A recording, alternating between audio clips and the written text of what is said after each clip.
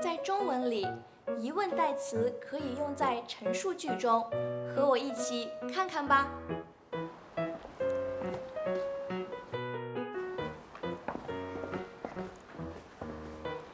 晨晨，你回家的行李准备好了吗？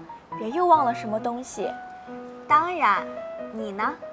我也准备好了，你一定要认真检查行李。我一直都很认真。不知道谁昨天没带手机就出门了。李可，我饿了，我们去食堂吃点什么吧。好的，我们去看看。李可，我在这儿。来了。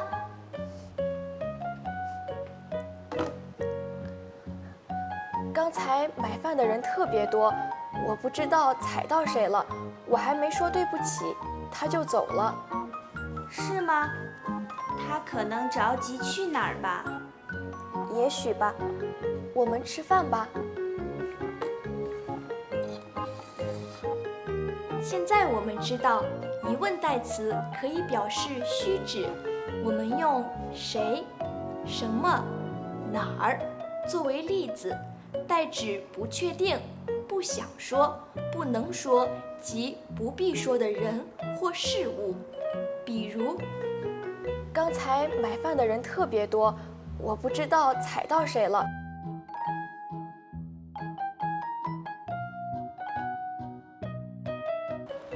晨晨，你回家的行李准备好了吗？别又忘了什么东西。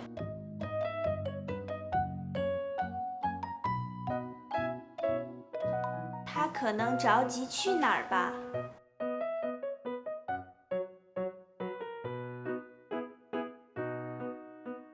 你学会了吗？请跟我读。我不知道踩到谁了。别又忘了什么东西。他可能着急去哪儿吧？晨晨，你收拾好行李了吗？当然，我可是把什么东西都带上了，衣服、鞋、日用品、钱包、药、电脑。那就好。下次见。